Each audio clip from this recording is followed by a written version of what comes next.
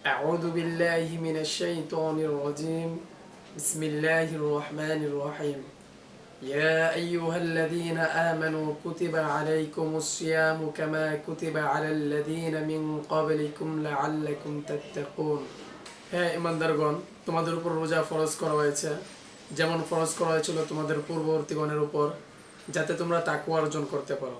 সূরা বাকারা 183 নম্বর আয়াত। রোজার মূল উদ্দেশ্য হলো তাকওয়া বা আল্লাহ ভীতি অর্জন করা। এই রোজা শুধু আমাদের জন্য নয়, আমাদের পূর্ববর্তী সকল উম্মতের উপর ফরজ করা হয়েছিল। عن أبي هريرة رضي الله عنه رسول الله صلى الله عليه وسلم قال إذا جاء رمضان فتحت أبواب الجنة أو كما قال عليه الصلاة والسلام।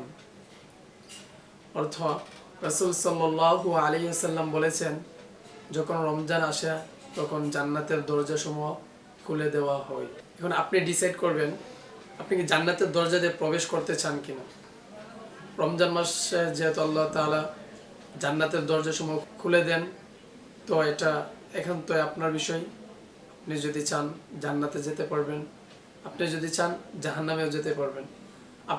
আপনার জন্য দুইটা অপশন খোলা আছে।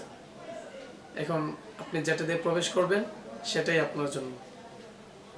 আল্লাহ পাক রব্বুল আলামিন আমাদের সকলকে এই রমজান মাস যেন পরিপূর্ণভাবে তাকওয়া অর্জন করতে পারে, সেই জন্য তৌফিক দান করুন, আমিন। আল্লাহ আমাদের রমজানের প্রতিটি মুহূর্তকে বরকতময় করুন এবং আমাদের সকল গুনাহকে ক্ষমা করুন।